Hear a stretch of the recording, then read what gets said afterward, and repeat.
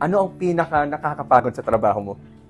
Ako sir, pinaka nakakapagod sa trabaho, hindi naman yung paghahanap ng kliyente. Yung masasabi ko is yung pinaka-work talaga ng sales is the after sales. No? Especially yung marami kang pakikisama na tao from the client na maririnig mo yung concerns nila, to makipag-usap ka sa office. From you sir, alam mo yan, pag nag-uusap tayo, di ba? Ang dami natin pinag-meetingan bago tayo makapunta sa next step. So, yun yung pinaka nakakapagod sa akin. Kasi yung sales, sir, like mag-i-inquire, sasagot ka, diba? Mag-tripping kayo, done deal. After that is, yung after sales talaga, like magkaroon tayo ng like mga birya sa mga accounts sila. Yun yung naayos na for me is nakakapagod.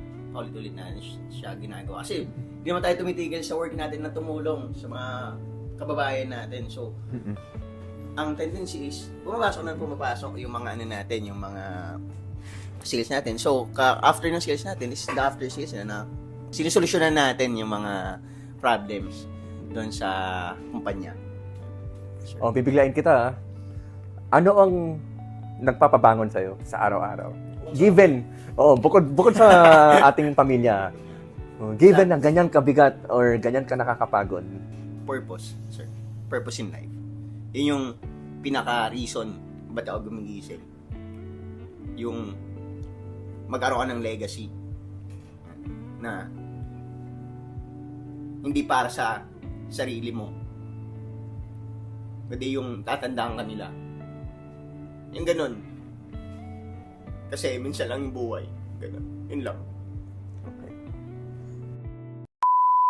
Tama yan, Siege.